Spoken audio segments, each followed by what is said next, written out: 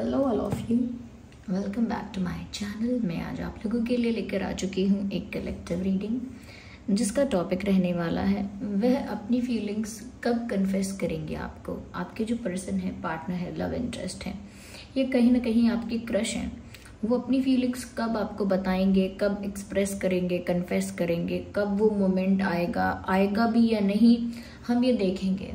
लेकिन ये reading general है, कलेक्टिव है। हो सकता है कि आपके सिचुएशन के साथ एक्यूरेटली रेजोनेट करे, हो सकता है सिर्फ कुछ % रेजोनेट करे। तो ओपन माइंडेड होकर सुनिएगा और ज़बरदस्ती अपने आप को रीडिंग में फिट इन मत कीजिएगा। जितना रेजोनेट हो उतना ही एक्सेप्ट कीजिएगा।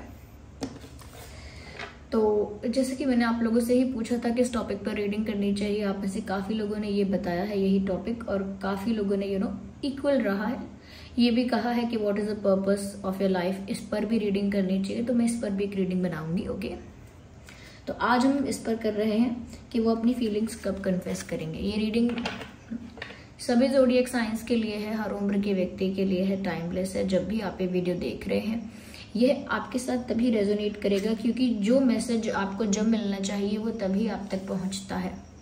फिर चाहे आप इस वीडियो तक कितने भी समय बाद क्यों ना पहुंचे हो, जब ये मैसेज आपको मिलना चाहिए था तभी आप इसे सुनेंगे।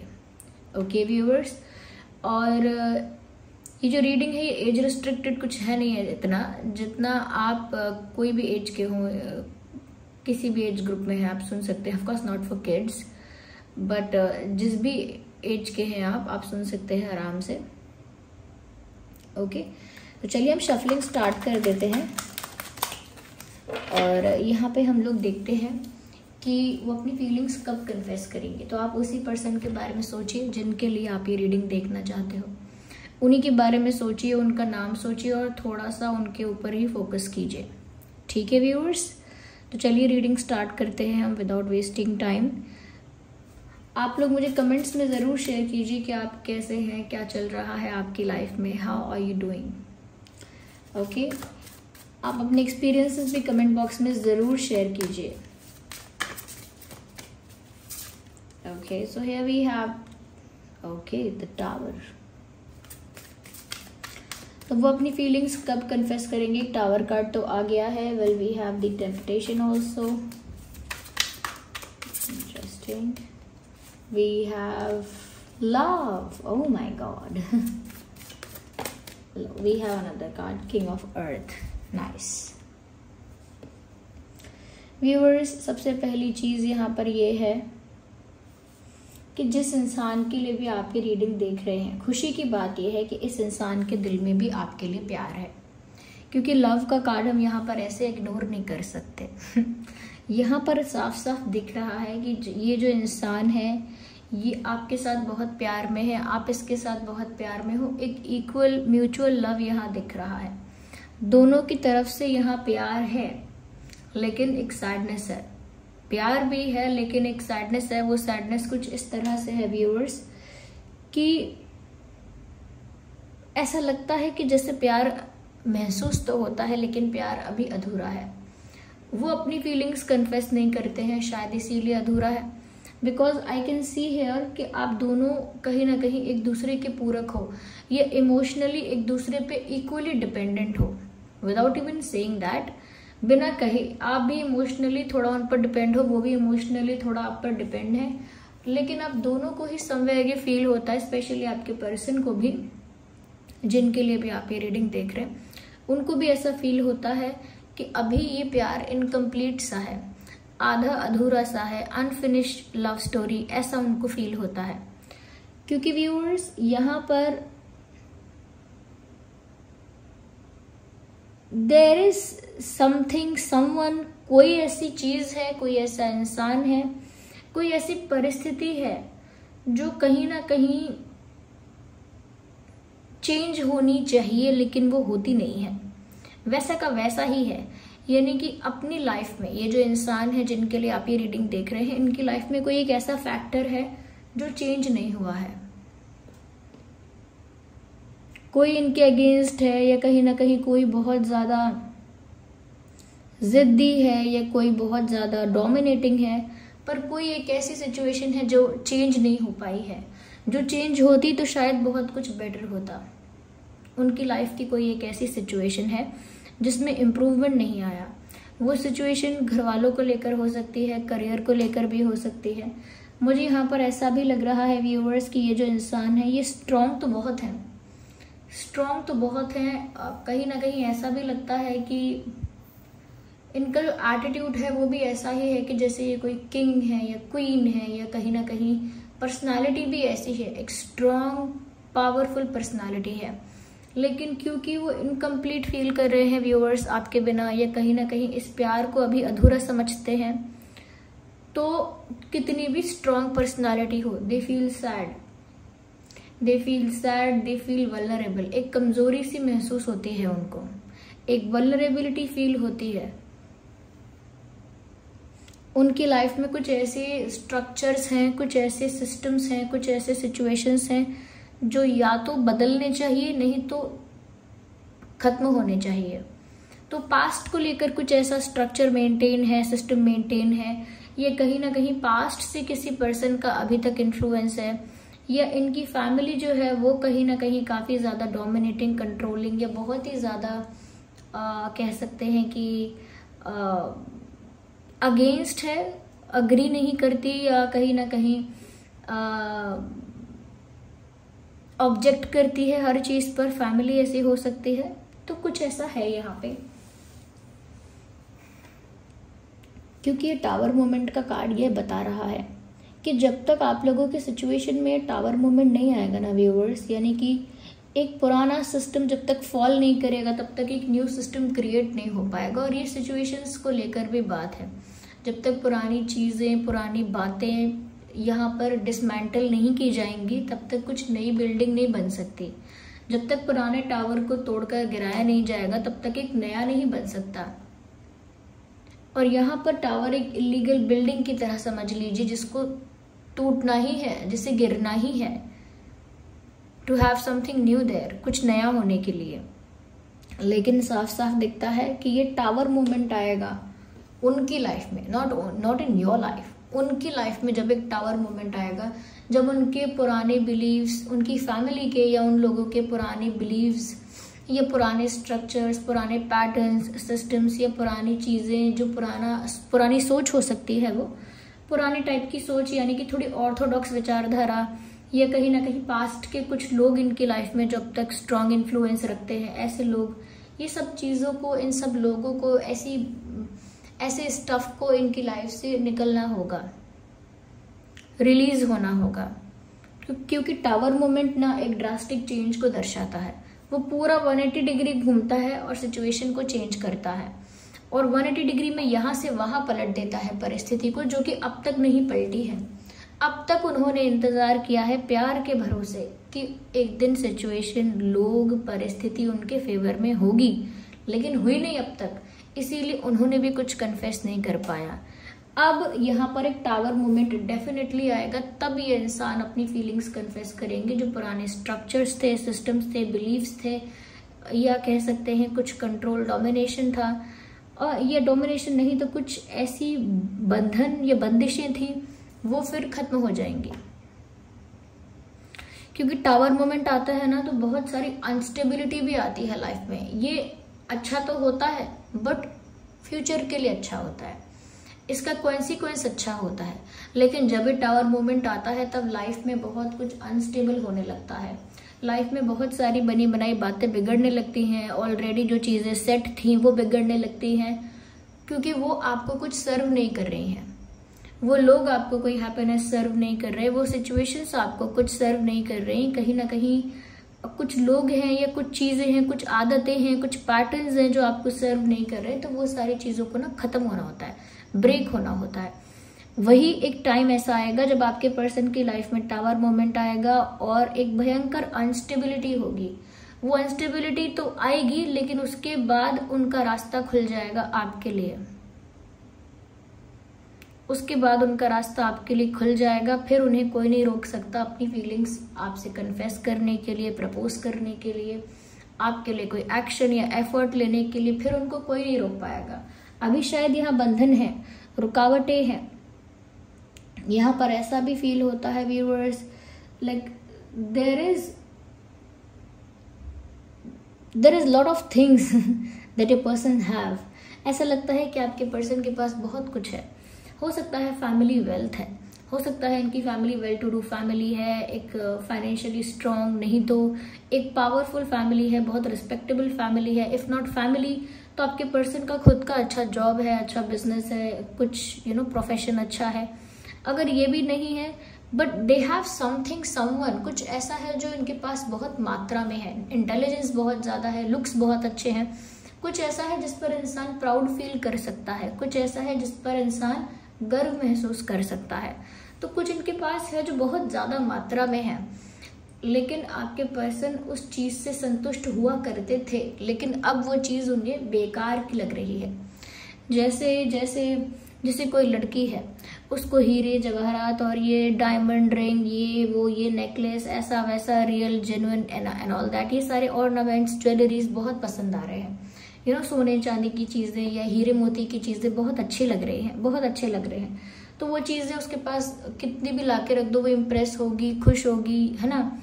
लेकिन सपोज उस लड़की के मन में वैराग्य उत्पन्न हो गया, सपोज उसके मन में विरक्ति आ गई, वैराग्य आ गया, मन में आ गया, ऐसा नहीं कि घर छोड़ के वो कहीं गई साधु बनने, नहीं, उसके मन में ही वैराग्य उत्पन्न हो गया कि उसको इन चीजों से कोई लगाव, अटैचमेंट या आकर्षण रहा ही नहीं, वो चीजें उसे एक्साइट ही नहीं कर रही हैं। तो उसके आगे अब कितने भी हीरे, दुनिया के ट्रेजर्स लाके रख दोगे, कितने भी कीमती जेवर लाओगे उसके लिए वो किसी काम के नहीं है, ऐसे ही इनके पास कुछ ऐसा है जो अब तक था और वो उस चीज पर बहुत बहुत प्राउड फील करते थे, उस चीज से बहुत सेटिस्फाइड रहते थे, लेकिन अब वो चीजें ऐसी की ऐसी ही हैं, या वो बात ऐसी की ऐसी ही है, लेकिन अब आपके पर्सन को वो चीज खुश नहीं करती, एक्साइट नहीं करती, आपके पर्सन को कुछ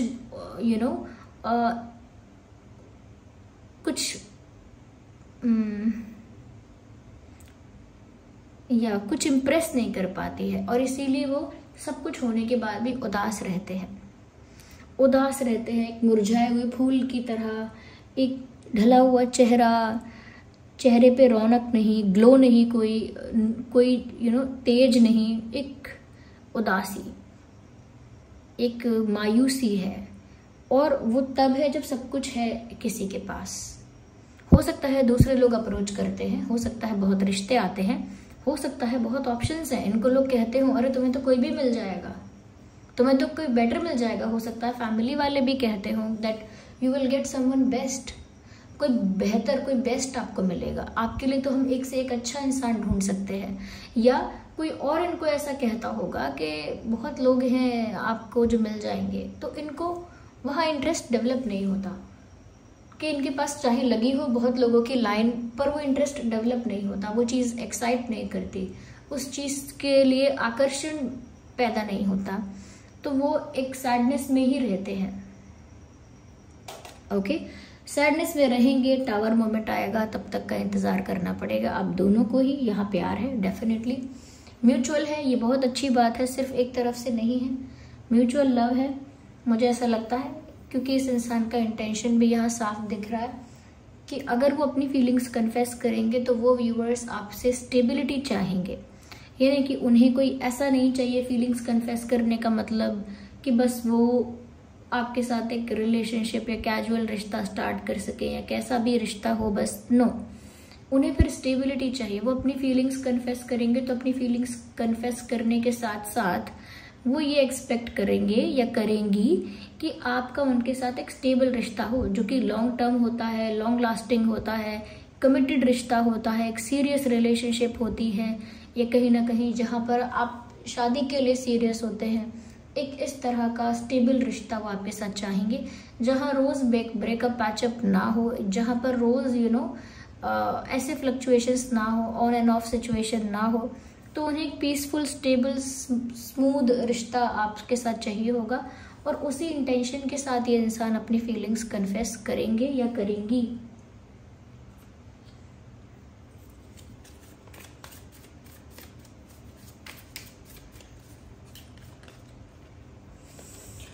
मुझे यहाँ पर ऐसा लगता है, डेफिनेटली ऐसा ही है, मुझे लगता है कि ये इंसान खुद बेसब्री से इस बात का इंतज़ार कर रहे हैं कि कब इनकी लाइफ में कोई ऐसा बड़ा बदलाव आ पाएगा। ये खुद इस बात का इंतजार कर रहे हैं। ऐसा भी है कि ये आप पर नजर भी रख रहे हैं, वेर एवर दे आर, कहीं भी हैं, कितना भी दूर हैं, कितना भी पास है, they have their eyes on you, उनकी नजरें आप पर हैं। They are looking at you. Yes, आप पर नजर रखते हैं और साथ ही साथ चुपचाप से पेशेंटली इस चीज का इंतजार करते हैं कि जब परिस्थिति बदल जाए और इनको वहां से बाहर जाने का रास्ता मिल जाए, यानी चीजें बिगड़ती हैं तो बिगड़े, लेकिन ये आजाद हो जाए। यू नो, अगर पिंजरे का ताला नहीं खुल सकता तो टूट जाए पिंजरा, टूटता है तो टूट जाए, लेकिन मैं उड़ जाऊं, ऐसी फीलिंग है। ओके, अगर पिंजरे में कोई बंद है, बहुत समय से चाबी ढूंढने का काम चल रहा है, अरे मिलती है तो मिले, चाबी ना मिले तो टूट जाए ये पिंजरा और मैं जाऊं, तो उनको टूटना भी चलेगा कि पिंजरा टूटता है तो टूटने दो मुझे, लेकिन जाने दो। ओके, तो ऐसा इनका बेसब्री से इंतजार है। लेकिन अभी के लिए डेफिनेटली ये दो सिचुएशंस के बीच में फंसे हुए हैं। They are stuck in between. आप ये दो ब्लॉक्स देख सकते हैं। There is someone hanging in between. कोई बीच में ही अटका हुआ है, कोई बीच में ही फंसा हुआ है। Who is this? This is your person. I mean like not this but this is how they are feeling. आपके पर्सन ही है इस परिस्थिति में जहां पर वो दो रास्तों के बीच में, नॉट दो रास्ते, लेकिन दो कुछ डायरेक्शंस ऐसी हो सकती है, नहीं तो कुछ दो बातें ऐसी हैं जिनके बीच में वो फंस चुके हैं। वो ना आपकी तरफ पूरी तरह से आके अपनी फीलिंग्स कन्फेस कर पा रहे हैं, और वो जहां पर ऑलरेडी हैं वो वहां भी उस सिचुएशन को एक्सेप्ट नहीं कर पा रहे। देखो, कहीं ना कहीं तो एक्सेप्टेंस इंसान करता है। वो जहां है वहां खुश नहीं है, वहां जो हो रहा है उस चीज को एक्सेप्ट नहीं कर पा रहे हैं, उस चीज के बदलने का, टूटने का, चेंज होने का इंतजार कर रहे हैं, और वहां तो नहीं रह पा रहे और आपके पास भी नहीं पहुंच पा रहे हैं कि वो आपके पास अब तक पहुंच जाएं, अपनी फीलिंग्स कन्फेस कर दें, कोई स्टेप ले लें, वो भी नहीं कर पा रहे।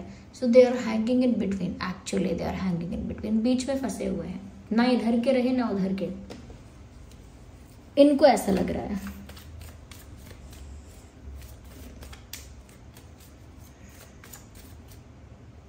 मुझे ऐसा लगता है व्यूअर्स यहाँ पे कि कुछ तो परिस्थिति बदलेगी टावर मूवमेंट की वजह से, और उसके बाद भी आपके पर्सन को डिसीजन लेना पड़ेगा।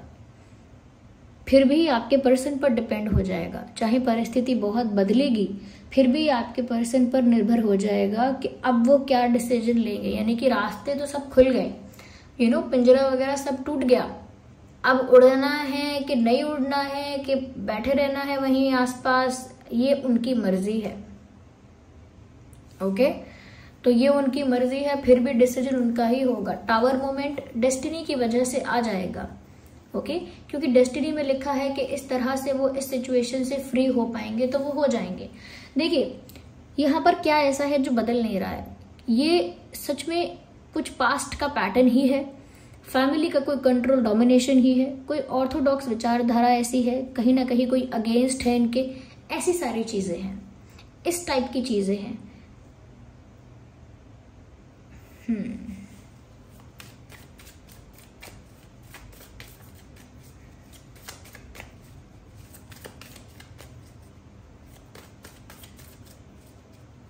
We need one card at one time. Silence. अभी आप लोगों के बीच में प्यार तो बहुत है, लेकिन आप दोनों एकदम साइलेंट हो। आपके पर्सन भी एकदम साइलेंट है, आप भी साइलेंट हो। एक वैक्यूम आप दोनों के बीच में आ गया है। No one is saying anything, no one is saying anything. आप भी कुछ नहीं कह रहे हैं, आपके पर्सन है वो भी कुछ नहीं कह रहे हैं, क्योंकि यहाँ कार्ड ही साइलेंस का है। आप दोनों के बीच में एक चुप्पी है, एक साइलेंस है, बट देयर इज लव। ऐसा नहीं है कि साइलेंस है तो प्यार खत्म हो गया है इसीलिए साइलेंस है। No, there is love. ये साइलेंस भी यही दर्शा रहा है कि आप दोनों के बीच में वो प्यार है। यस, लेकिन मुझे ऐसा लगता है कि आप दोनों के बीच शायद कम्युनिकेशन नहीं हो पा रहा है, या कुछ ऐसा इशू है जिसकी वजह से आप लोगों के बीच में यहाँ पर साइलेंस नजर आ रहा है। शायद व्यूअर्स जब तक वो कन्फेस नहीं कर रहे हैं तब तक वो चुप ही हैं।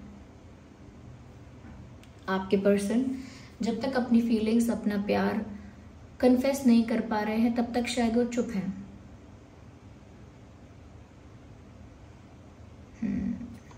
They choose to be silent. Yeah, they chose that. उन्होंने खुद चुना है कि जब तक वो कुछ कन्फेस नहीं कर पा रहे हैं तब तक वो चुप ही रहें तो अच्छा है।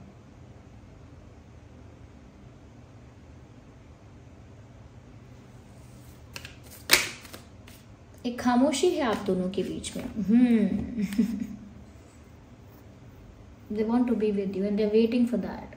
मुझे ऐसा भी लग रहा है कि ये चुपचाप मैनिफेस्ट भी कर रहे हैं, प्रेयर भी कर रहे हैं कि आपका उनके साथ यूनियन हो जाए।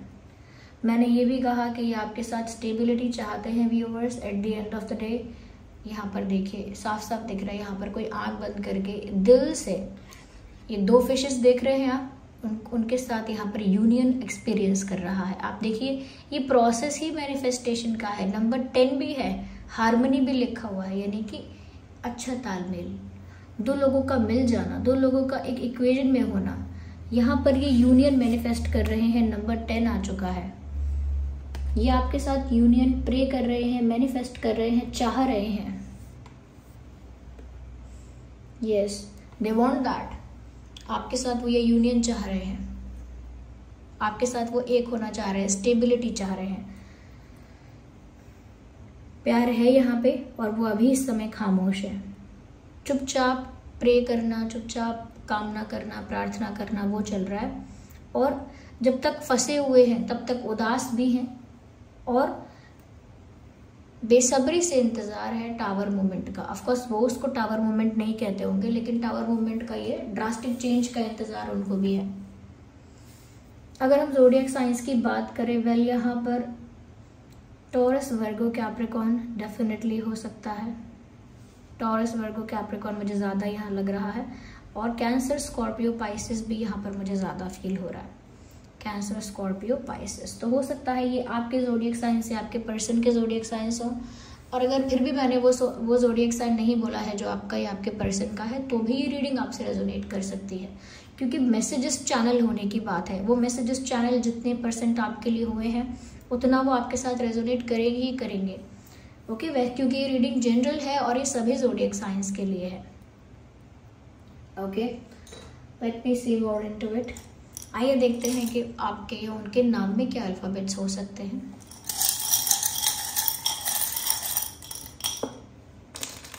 पहले यहाँ पे M है,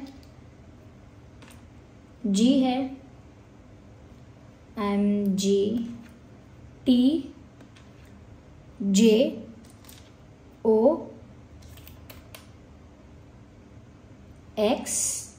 कुछ लोगों के लिए चांसेस है कि वो अपने एक्स के लिए ये रीडिंग देख रहे हैं। एक्स, ए फॉर एप्पल, के for kite and J for the joker. यहाँ पे डबल जे भी है यहाँ पे। तो ये कुछ मुझे लेटर्स और अल्फ़ाबेट्स यहाँ पर मिले हैं, ये आए हैं आप लोगों के लिए। हो सकता है आपका नाम का अक्षर इन लेटर्स में हो, इन अल्फ़ाबेट्स में हो, या आपके पर्सन का नाम का हो, ये शुरुआती अक्षर हो सकता है उनका और आपके नाम का।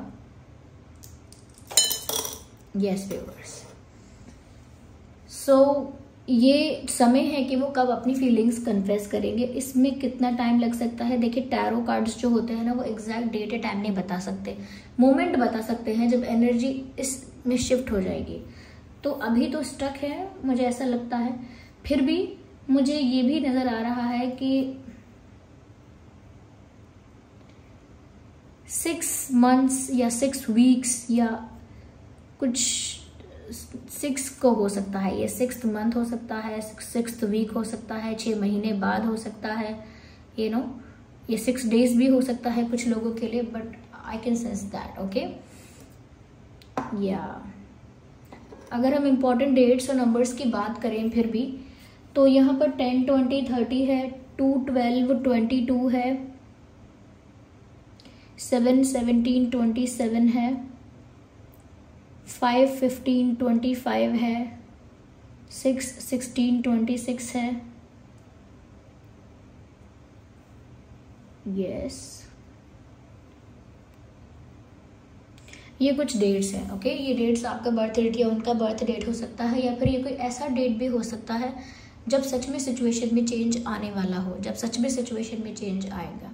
So this was the reading. I hope ये रीडिंग आपके लिए हेल्पफुल और रिलेटेबल रही है। अगर इस रीडिंग ने आपको थोड़ा भी गाइड किया है, वीडियो को लाइक ज़रूर करिएगा।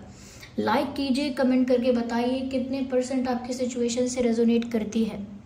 ओके, अपने एक्सपीरियंस कमेंट में शेयर कीजिए। ये भी शेयर कीजिए कि आपसे कौन सा पार्ट रेजोनेट करता है और किस किस टॉपिक पर आप रीडिंग देखना पसंद करेंगे, वो आप शेयर कीजिए।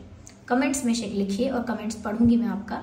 कमेंट्स में लिखिए, और कहीं ना कहीं जिन पर भी आपको फेथ हो, जिस भी फॉर्म ऑफ गॉड पर आपका विश्वास है, उनको ज़रूर ग्रैटिट्यूड शो कीजिए। रीडिंग को क्लेम कीजिए कमेंट बॉक्स में, कमेंट्स में रीडिंग को क्लेम कीजिए। और साथ ही साथ क्लेम करने के लिए आप एंजल नंबर्स टाइप कर सकते हैं, या आप बता भी सकते हैं कि आप क्लेम करते हैं इस रीडिंग को, अगर कर रहे हैं तो। ओके, तो कमेंट्स में आप अपने व्यूज़ ज़रूर शेयर कीजिए व्यूअर्स। और चलिए फिर मिलते हैं अगली रीडिंग में। Bye bye, take care, love you all.